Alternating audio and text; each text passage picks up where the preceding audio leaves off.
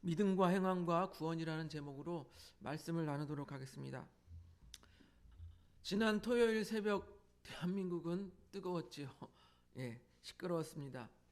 대한민국 대표팀이 16강에 진출하냐 못하냐 하는 중요한 시합이 있었던 날이지요. 대한민국은 1무 1패로 조 꼴등에 머물러 있었습니다. 그러나 포르투갈전에서 이기고 그 나머지 두 팀의 경기 상황을 지켜봐야 하는 그러한 상황이었습니다. 즉 이것은 무엇이냐면요, 아무리 우리들이 노력을 해서 포르투갈전에 승리를 하여도 그 다른 경기가 어떤 결과에 나오느냐에 따라서 16강에 못 갈 수도 있다라는 것이에요. 그래서 많은 축구 전문가들이 말했습니다. 대한민국이 16강에 진출할 수 있는 확률은 6%에서 6.5%이다라고 말했습니다. 우리가 숫자적으로 생각하면 6%라고 하면 가능성이 있는 거예요, 없는 거예요? 거의 없다고 봐도 무방하죠. 거의 6%라고 하면 거의 불가능하다라고 생각해도 무방할 정도입니다. 그런데 놀라운 일이 일어났죠. 대한민국이 포르투갈전에서 승리하고 그 다음에 다음 나머지 경기에 의해서 진출이 확정되자 언론들은 기적을 이루었다. 대한민국 축구 대표팀이 기적을 이루었다라고 난리를 쳤습니다. 그리고 선수들의 인터뷰를 보니까 선수들은 제마다 이렇게 말을 하는 것입니다. 불리한 상황이지만 6% 불리한 상황이지만 16강에 진출할 것을 믿고 있었다라고 말을 하는 거예요. 귀를 의심했습니다. 6%인데 진출한다고? 믿는다고? 여러분, 6%면 거의 불가능한 거예요. 거의 불가능한 거예요. 불가능한 숫자라고 봐야 되는데 이들은 뭐라고 해요? 믿고 있었다라고 얘기를 하는 거예요. 믿고 있었다라고. 아무리 믿음이 바라는 것들의 실상이요 보지 않는 것들의 증거라고 하지만 이 6%를 보고 믿었다고? 말이 안 되는 거예요. 말이 안 되는. 그래서 오늘은요, 요한일서의 말씀을 가지고 이 믿음에 대해서 우리가 한번 생각해 보기를 바랍니다. 본문이 쓰여질 당시에는요, 황제 숭배, 도미티아누스 황제를 숭배하는 일들이 강요를 당하여서 유일신, 오로지 하나님만 섬기려고 하는 이 그리스도인들에게 대한 실질적인 박해가 있었던 때입니다. 그냥 미워했다, 박해했다, 그게 아니에요. 우리 본문 13절에 보니까 너희를 미워하여도 이상히 여기지 말라고 했는데 그냥 마음으로 미워하는 감정적인 미워움이 아니에요. 그리스도인들이 시열어서 그냥 미워한다, 이게 아니라 그들을 잡아서 재산을 몰수하고 또 죽이고 맹수와 싸우게 해서 맹수에 잡아먹히게 하고 이런 상황인 거예요. 실질적인 박해가 있었던 상황입니다. 그래서 사도 요한은 오늘 13절에 세상이 너희를 미워하여도 이상히 여기지 말라라고 이렇게 이야기해주고 있는 것입니다. 그뿐만 아니라 당시 사도 요한이 대처해야 되는 것은, 핍박뿐만 아니라 대처해야 되는 것은 무엇이냐면 영지주의자들의 거짓 교사에 대해서 대처해야 되는 거예요. 핍박뿐만 아니라 거짓 교사들이 또한 성도들을 미혹하는 것에 대해 대처해야 되는 상황이 바로 사도 요한의 상황이었던 것입니다. 영지주의자들은 뭐라고 주장했습니까? 영은 선하고 육신, 즉 물질은 악하다, 이렇게 주장한 거예요. 그래서 비성경적인 이원론을 가지고 있었어요. 영은 선하고 육신, 물질은 악하다. 그래서 뭐라고까지 얘기했냐면 예수님은 악한 이 육신에 타고 올 수 없기 때문에 육신을 이쁜 것처럼 보였을 뿐 실제로 육신을 입고 오진 않았다, 이렇게 주장을 했어요. 그것을 가연설이라고도 하는데, 그리고 또한 뭐라고 말합니까? 이 물질 세계는 원래 악한 것이기 때문에 대충 살아도 돼, 막 살아도 돼, 우리는 영 선한 것을 믿잖아. 그래서 극단적인 쾌락주의에 빠지기도 했습니다. 또 어떤 사람들은요, 인간의 육체는 악하잖아, 악하니까 아주 채찍으로 험하게 다뤄야 돼. 아주 다뤄야 돼. 그렇게 해서 가혹하게 취급해야 한다면서 극단적인 금욕주의에 빠지기도 하였습니다. 이러한 상황에서 사도 요한은 이들에게, 그리스도인들에게 바른 믿음을 전해줘야 하는 거예요. 야, 너희들 그렇게 믿으면 안 돼. 바른 믿음을 가져야 돼. 이렇게 이야기해야 되는 상황이 이 사도 요한의 상황인 것입니다. 그런데 오늘 본문인 요한일서 3장 14절을 보니까 한번 같이 보겠습니다. 14절 같이 읽습니다. 시작. 우리는 형제를 사랑함으로 사망에서 옮겨 생명으로 들어간 줄 알거니와 사랑하지 아니하는 자는 사망에서 머물러 있느니라. 아멘. 아멘. 뭐라고 말합니까? 형제를 사랑함으로써 어떻게 했냐고요? 사망에서 생명으로 들어가게 되었다. 여러분, 사망에서 생명으로 가는 것이 무엇이에요? 구원이잖아요. 사망에서 생명으로 가는 것이 구원인데 이와 매우 비슷하게 말하는 구절이 있어요. 이것도 사도 요한의 요한복음에서 보면요. 요한복음 5장 24절 넘겨주세요. 요한복음 5장 24절 보겠습니다. 같이 읽습니다. 시작. 내가 진실로 진실로 너희에게 이르노니 내 말을 듣고 또 나 보내신 이를 믿는 자는 영생을 얻었고 심판에 이르지 아니하나니 사망에서 생명으로 옮겨졌느니라. 사망에서 생명으로 옮겨졌는데 여기서는 뭐라고 말해요? 요한복음에서는 믿는 자는 사망에서 생명으로 옮겨졌다. 영생을 얻고 사망에서 생명으로 옮겨졌다라고 말하고 있어요. 그럼 아까 말한 요한일서에서는 뭐라고 말합니까? 형제를 사랑하면 사망에서 생명으로 들어가게 된다라고 말하는 거예요. 요한일서는 형제를 사랑하면 사망에서 생명으로 옮겨진다고 그러고 요한복음에서는 믿으면 사망에서 생명으로 옮겨진다고 말하고 있는 거예요. 뭔가 이상하잖아요. 그러면 형제를 사랑하는 것과 믿음과 뭔가 깊은 연관이 있을 것이라 우리는 생각해 볼 수 있습니다. 뭔가 상관이 있기 때문에 사도 요한이 이렇게 말했겠죠. 일단은 형제를 사랑하는 것은 어떤 행위와 관련이 깊습니다. 형제를 사랑하는 행위. 말로만 사랑한다고 떠드는 것이 아니라 행함으로 해라. 요한일서 3장 18절을 보세요. 넘겨주세요. 같이 읽습니다. 요한일서 3장 18절 시작. 자녀들아 우리가 말과 혀로만 사랑하지 말고 행함과 진실함으로 하자. 그래, 너희들 형제를 사랑한다고 하면서 사랑합니다. 배고프나요? 맛있는 거 사드세요. 이렇게 말로만 하는 것이 아니라 어려운 사람들을 보면은 자기가 가진 것으로, 주머니에 지갑에 가진 것으로 사주고, 어려운 사람들을 보면 지갑을 열어서 도와주고, 이렇게 행함으로 하라고 말하고 있는 거예요. 행함으로. 그래서 요한일서 3장 17절, 18절 앞을 말씀을 보면은 이렇게 말하고 있습니다. 넘겨줘 보세요.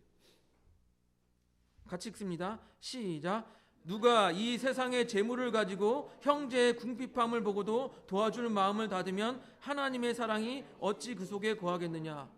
자기 주머니에 돈을 두둑하게 가졌는데 어려운 사람들을 보고 도와줄 마음이 없으면 그게 어떻게 하나님의 사랑이 거하겠냐, 이 말이에요. 여기서 도와줄 마음을 닫는다라는 것은 자기 의지의 표현이에요. 자기 의지의 표현. 성령의 음성이 들려서 야, 네가 얼마 가지고 있잖아, 좀 도와줘. 성령이 그렇게 음성이 들리는데 싫어. 내 돈 아까워. 이렇게 닫아버리는 거, 자기 의지의 표현이에요. 자기 의지로 거부하는 것을 말합니다. 그렇게 성령의 음성을 자신의 의지로 거부하면 어떻게 그 속에 하나님의 사랑이 거할 수 있겠냐, 그 말씀이에요. 그러므로 이 상황들을 보면은 형제를 사랑하는 것, 그것은 곧 행위와 관련이 깊다라는 거예요. 그 다음, 그러면 우리가 그동안에 배운 것은 그게 아닌데요? 우리가 그동안에 배운 것은 무엇입니까? 제가 지지난주에 말씀드렸죠. 의인은 믿음으로 말미암아 산다라고 말씀을 드렸죠. 그것은 무슨 말입니까? 믿음으로 구원을 받는다라는 것 아니겠습니까? 행위가 아닌 믿음으로 구원을 받는다라고 말하고 있지 않습니까? 에베소서 2장 8절 9절을 보겠습니다. 넘겨주세요. 우리 같이 한번 읽어보겠습니다. 시작. 너희는 그 은혜에 의하여 믿음으로 말미암아 구원을 받았으니 이것은 너희에게서 난 것이 아니요 하나님의 선물이라. 행위에게 난 것이 아니니 이는 누구든지 자랑하지 못하게 함이니라. 보세요.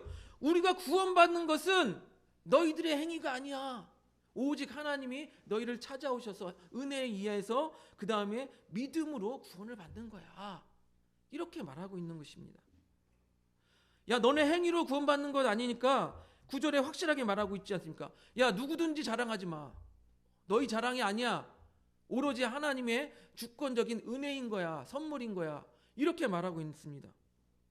그런데 왜 요한일서에서는 형제를 사랑하면, 즉 사랑하는 행위를 하면 사망에서 생명으로 들어간다고 말하고 있을까요? 또 요한복음은 반대는 아니지만 믿는 자는 사망에서 생명으로 옮겨진다고 말하고 있을까요? 뭔가 이상하지 않습니까? 똑같이 사망에서 생명으로 옮겨지는 구원에 대해서 말하고 있는데 요한일서에서는 형제를 사랑하는 행위에 대해서 집중을 하고 있고, 그 다음에 요한복음에서는 그 믿음에 대하여 집중을 하고 있는 거예요. 여러분, 무엇이 맞나요? 우리가 단순하게 생각하면 형제를 사랑하는 것과 믿음은 쌤쌤이야. 단순하게 이렇게 생각할 수도 있잖아요. 비슷한 논조로 야고보서에서 말하고 있지 않습니까? 야고보서 보세요. 2장 16절 17절. 야고보서 2장 16절 17절 같이 읽습니다. 시작. 너희 중에 누구든지 그에게 이르되 평안히 가라, 덥게 하라, 배부르게 하라 하며 그 몸에 쓸 것을 주지 아니하면 무슨 유익이 있으리요? 이와 같이 행함이 없는 믿음은 그 자체가 죽은 것이라. 야고보서에서 그 논조로 말하고 있지 않습니까? 야, 말로만 그렇게 하지 말고 네 거 줘, 나눠 줘. 행함이 없으면 그 믿음 자체가 죽은 것이다 라고 말하고 있습니다. 그렇게 행함과 믿음의 관계를 그냥 쌤쌤이야 이렇게 단순하게 생각하면 오해가 생길 수가 있습니다. 그래서 어쩌면 이거는 제 생각이지만 루터와 같은 믿음을 강조하는 사람은 행함을 이야기하고 있는 이 앞에 야고보서를 지푸라기와 같은 성경이다. 짤데기 없는 성경이다. 왜? 오직 믿음으로 구원받는데 무슨 행함을 강조하고 있어. 그렇게 이야기했는지도 모르겠습니다. 그러나 야고보서도 분명 우리에게 필요한 말씀이기에 하나님께서 성경으로 우리에게 주셨을 것이라고 생각이 되어집니다. 또한 그렇기 때문에 우리는 성경에 대해서 한 가지 말씀에 너무 집중하여서 거기에만 몰입되어 있다 보면 다른 쪽에서 말씀하시는 것을 못 볼 수가 있어요. 그래서 우리는 성경 전체가 말하고 있는 것에 대해서 고려하면서 그 문맥과 여러 가지 고려를 하면서 성경 말씀을 이해해야 되는 것입니다. 그래서 본문 18절을 보면요, 아까 말했듯이 넘겨주세요. 자녀들아, 우리가 말과 혀로만 사랑하지 말고 행함과 진실함으로 하자. 그리고 행함과 진실함으로 하자라는 그 행위를 바로 받아서 다음에 이로써라고 받고 있습니다. 요한일서 3장 19절을 보겠습니다. 같이 읽습니다. 시작. 이로써 우리가 진리에 속한 줄 알고 우리 마음을 주 앞에서 굳세게 하리니. 야, 너희가 말로만 사랑한다고 하지 말고 행함과 진실함으로 해. 행함으로 해. 그렇게 함으로써 어떻게 된다고요? 우리가 진리에 속한 줄 알고 그 다음에 어떻게 해요? 주 앞에서 우리 마음이 굳세게 된다. 진리에 속한다는 것은 무엇입니까? 우리가 구원받는다라는 거예요. 다시 말씀드리면 행함과 진실함으로 사랑을 함으로써 구원받는 자임을 알게 된다. 진리에 속한 줄 알게 된다. 구원받은 자임을 알게 된다. 이 말이에요. 즉 무엇입니까? 본인이 행하니까 자신이 구원받은 자임을 알게 된다라는 거예요. 이해가 되세요? 좀 오늘 어려운 말씀일 수도 있어요. 잘 이해하셔야 됩니다. 이해가 되세요? 정리하면 이렇습니다. 형제를 사랑하는 행함을 통하여서 구원받는 것이 아닙니다. 물론 우리가 행위를 통해서 구원받는 것이 아니에요. 형제를 사랑하는 행함이 자신을 구원받게 했다, 그러니까 자신이 구원받은 존재임을 증거하고 있다라는 거예요. 행위를 통하여서 구원받는 것은 아니지만 구원받는 자의 행위로서, 그러니까 내가 구원받는 자의 행위로서 그 형제를 사랑하는 이 모습들을 보여줌으로써 내가 구원받은 자임이 드러나는 거예요. 드러나는 거. 무슨 말씀인지 아시겠어요? 그래서 20절과 21절을 통하여서 사랑의 계명에 온전히 순종하지 못하는 사람과 순종하는 사람을 이렇게 비유로 말씀하고 있습니다. 사랑의 계명에 온전히 순종하지 못하는 사람은요, 자기 속에서 양심의 꺼리낌이 있어요. 책망할 것이라고 말하는데 양심의 꺼리낌이 생깁니다. 그것을 하나님께서도 그 마음을 감찰하시고 다 마음이 다 아시기 때문에 너희들의 허물을 다 알고 계신다. 그러나 반대로 하나님의 사랑의 계명에 온전히 순종하는 사람은요, 마음에 꺼리낌이 없어요. 내가 말씀을 잘 지키고 따랐어. 그래서 마음에 꺼리낌이 없어요. 그래서 어떻게 한다고요? 하나님 앞에서 담대함을 얻는다. 이 무슨 말인지 이해가 되세요? 예. 하나님의 말씀을 따르지 않았기 때문에 마음에 꺼리낌이 생겨서 하나님 앞에서 어떻게 하나님 앞에 보지? 꺼리낌이 생겨요. 그러나 하나님 앞에 순종함으로써, 하나님의 사랑의 계명에 순종함으로써 하나님 앞에서 담대하게 설 수 있다라는 거예요.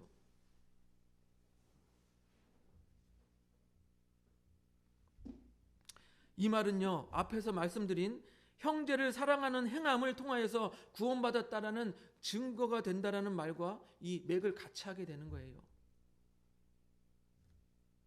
즉 무엇입니까? 온전히 계명에 순종하였더니 마음에 꺼리낌이 없고, 꺼리낌이 없는 사람은 또한 하나님 앞에서 담대하게 나아갈 수 있다라는 것입니다.